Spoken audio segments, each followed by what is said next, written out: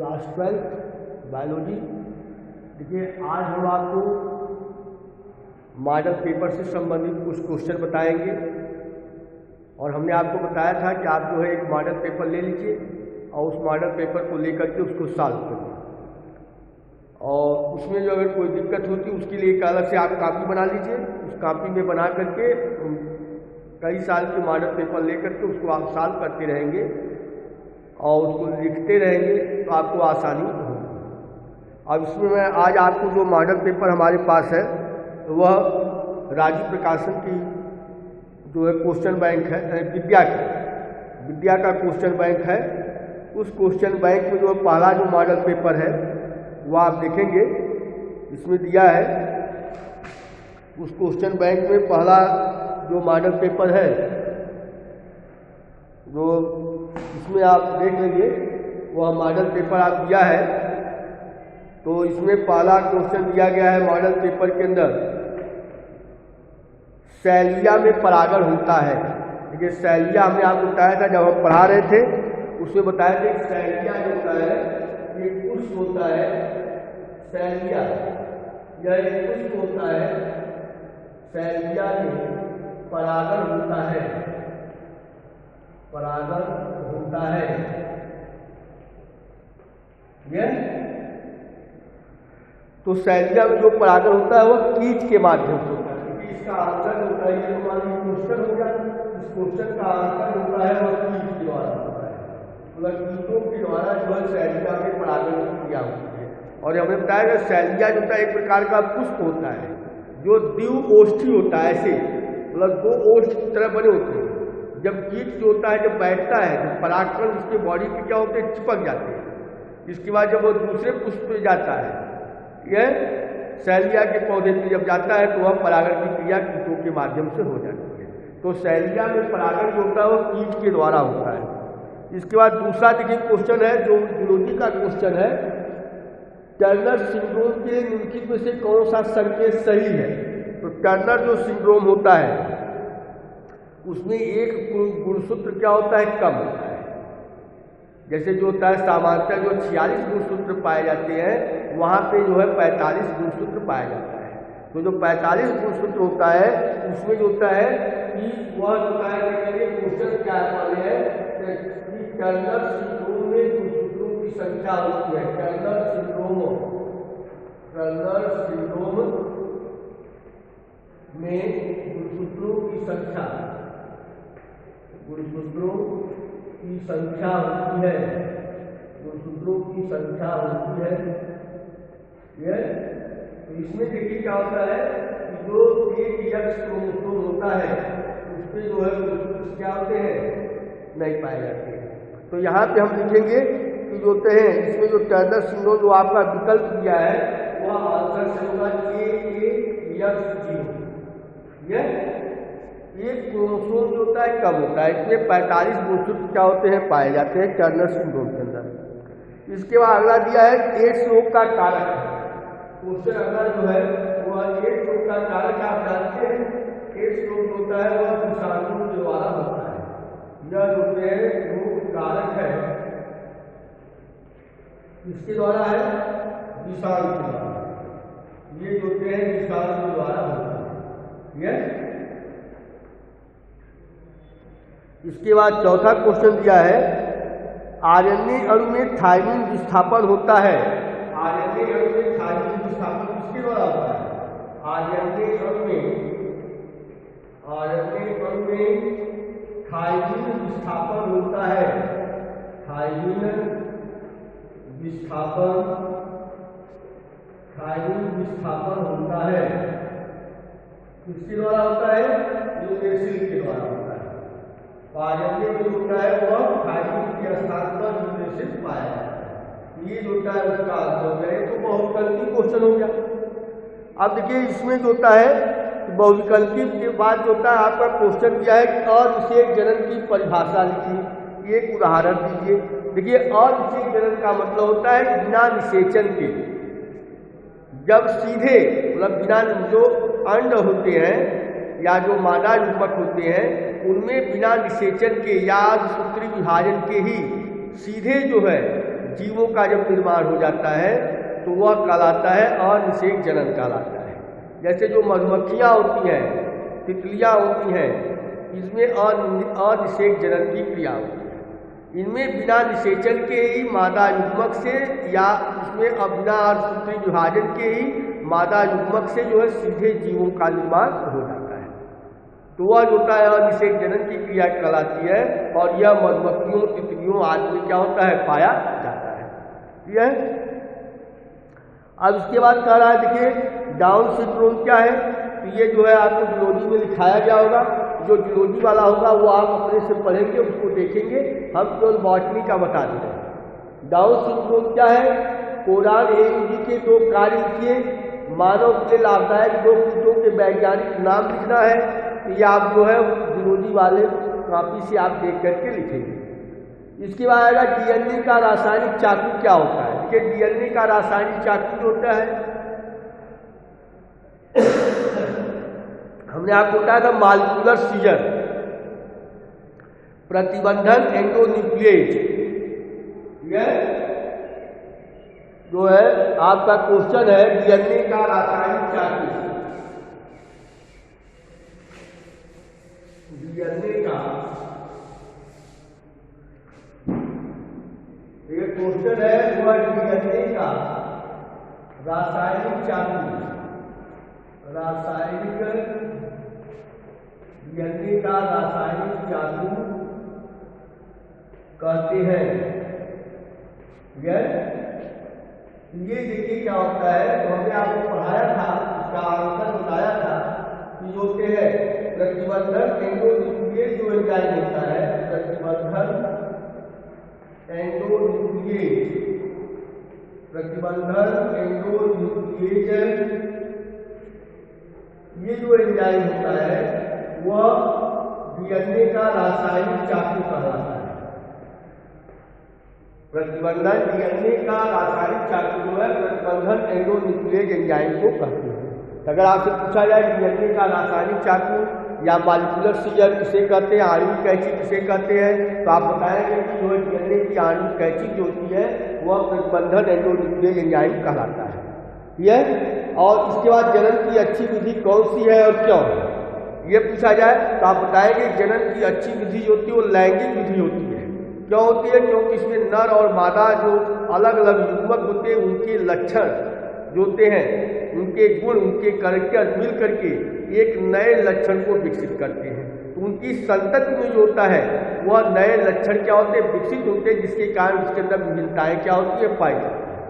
जबकि अलैंगिक जनन जो होता है के द्वारा उत्पन्न जो संतति होती है वह जो होता है कि मातृ पौधे के समान होती है, यह मातृ जीवों के समान होती है और वह जो होता है वह उसका क्लोन होता है, उसकी विभिन्नताएं नहीं पाई जाती। तो आप बताएंगे कि जो है जनन की सबसे अच्छी विधि क्या होती है, लैंगिक जनन होती है, क्योंकि इसमें संतति में क्या होती है, विभिन्नताएं पाई जाती हैं, जबकि अलैंगिक जनन में जो होती विभिन्नताएं नहीं पाई जाती। ठीक है। इसलिए जो होता है लैंगिक जनन क्या होती है कि वह सर्वश्रेष्ठ विधि कहलाती है। और इसमें थोड़ा सा और अगर बढ़ा के लिखना हो तो लिख देंगे, नर और मादा युग्मक के जो गुण होते हैं, लक्षण होते हैं, वह संतति में क्या होते हैं, दिखाई देते हैं, जिसके कारण उनमें विभिन्नताएं क्या होती है, परिलक्षित होती है या पाई जाती है। इसके बाद ये दिया है परागकोश के अंतरिक्ष काट का स्वच्छ नामांकित चित्र बनाना है, परागकोश का बनाना है।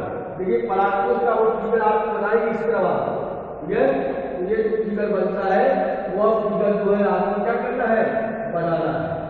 यह इस तरह जो फिगर बना होगा उसी फिगर को आप क्या करेंगे, बनाएंगे हम जैसे। ये जो है परागकोश का जो है नामांकित चित्र है और इसमें जो है उसका नामकरण भी देंगे इस तरह बना करके। ठीक है, लैमिनेशन कर देंगे और इसके बारे में हमने आपको बताया था लैमिनेट करके, और इसको जो है परागकोश का अंतरिक्ष का नामांकित चित्र हो जाएगा ये। और इसको साफ सुथरा बनाएंगे, देख करके इसको डेकोरेट कर लेंगे, अलग अलग कलर से बना देंगे तो और अच्छा लगेगा। जितना आप सुंदर बना सकते हैं उतना अच्छा लगेगा। ठीक है। इसके बाद ये प्रभाविता है, वह प्रभाविता में भेद कीजिए, क्या सुकेंद्रीय कोशिकाओं में प्रतिबंधन एंडोन्यूक्लिएज मिलते हैं, इसमें कह देंगे कि हाँ मिलते हैं। प्रतिबंधन एंडोन्यूक्लिएज जो होता है सुकेंद्रीय कोशिकाओं में भी क्या होता है, पाया जाता है। यह दो कीटभक्षी पौधे का नाम कितना है कि यूटिकुलेरिया है, नेपेंथीज है, यह यूटिकुलेरिया, नेपेंथीज, ड्रोसेरा जो है ये जो होता है आप इसको याद कर लेंगे। दो कीटभक्षी पौधे याद रखेंगे, यूटिकुलेरिया, नेपेंथीज, ड्रोसेरा, सनड्यू, ये सब तमाम पौधे होते हैं। यह इसके बाद एक प्राकृतिक विज्ञान का नामांकित चित्र बनाना है। वही नामांकित प्राकृतिक विज्ञान का नामांकित चित्र कैसे बनाएंगे, इस तरह बनाएंगे पहले, और इसके बाद जो है इसका इस तरह बना देंगे। इस तरह जो रचना होगी तो आपको होगा इस तरह की रचना को जो है बनाएंगे।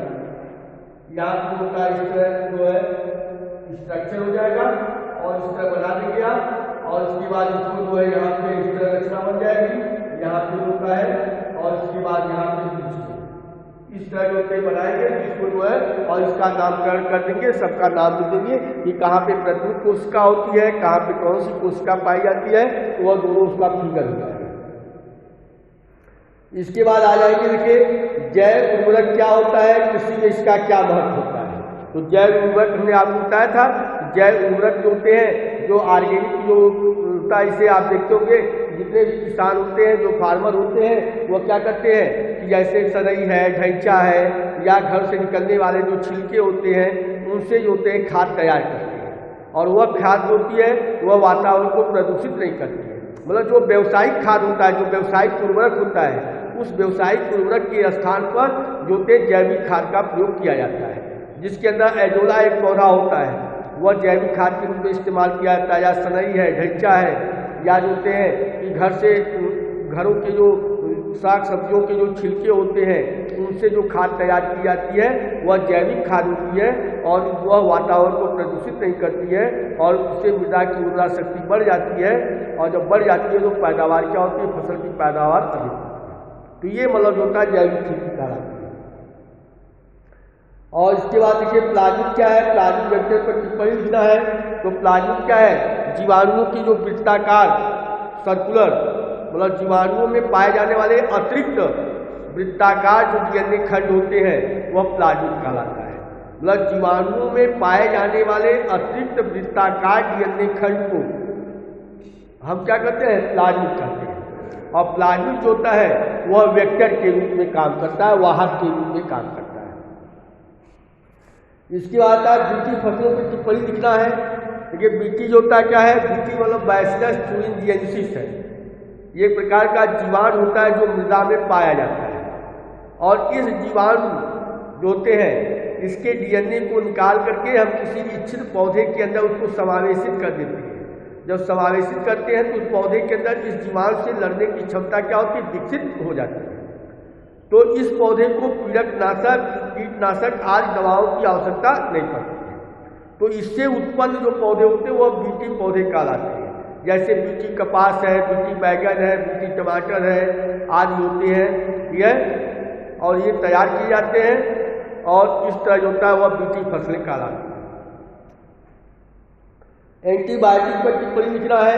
एंटीबायोटिक होता है वह पदार्थ होता है जो जीवों को नष्ट करने की औषधियाँ होती हैं, या हम कहें कि वह औषधि जो सूक्ष्म जीवों को नष्ट करती है और नष्ट करके शरीर की प्रतिरोधक क्षमता का निर्माण करती है, शरीर के अंदर प्रतिरोधक क्षमता उत्पन्न करने का काम करती है। तो प्रतिरोधक क्षमता उत्पन्न करना और वह जो होता है कि सूक्ष्म जीवों को नष्ट करना, और शरीर के अंदर जो होते हैं दूसरे जीवों को नष्ट करने के लिए शरीर के अंदर प्रतिरोधक क्षमता विकसित करना, ये सब जो होता है उसका काम होता है। तो ये जो होते हैं एंटीबायोटिक ड्रग्स कहलाती हैं, या जो है प्रतिजैविक औषधियाँ कहलाती हैं। और प्रतिजैविक औषधियाँ जो सूक्ष्म जीवों को नष्ट करती हैं, और आप जानते हैं अलेक्जेंडर फ्लेमिंग नामक वैज्ञानिक ने सबसे पहले प्रतिजैविक औषधि का निर्माण किया था। ठीक है, ये भी आप जो है उसको देख करके लिखेंगे, काफी में लिखाया गया है। इसके बाद जो होता है पीढ़ी एकांकरण से आप क्या समझते हैं, नामांकित चित्रों की सहायता से आवृत बीजी पौधों के जीवन चक्र का वर्णन करता है। ये पीढ़ी एकांकरण का मतलब क्या होता है कि जो आवृत बीजी पौधे होते हैं, मतलब हमारे आसपास जितने भी पौधे पाए जाते हैं ये आवृत बीजी पौधे होते हैं या उच्च कोटि के पौधे होते हैं। तो जो आवृत बीजी पौधे होते हैं उसमें जो मुख्य पौधा होता है वो बीजांड उद्भिद पौधा होता है, या हम कहें द्विगुणित अवस्था होती है। यह क्रोमोसोम नंबर 2n होते हैं।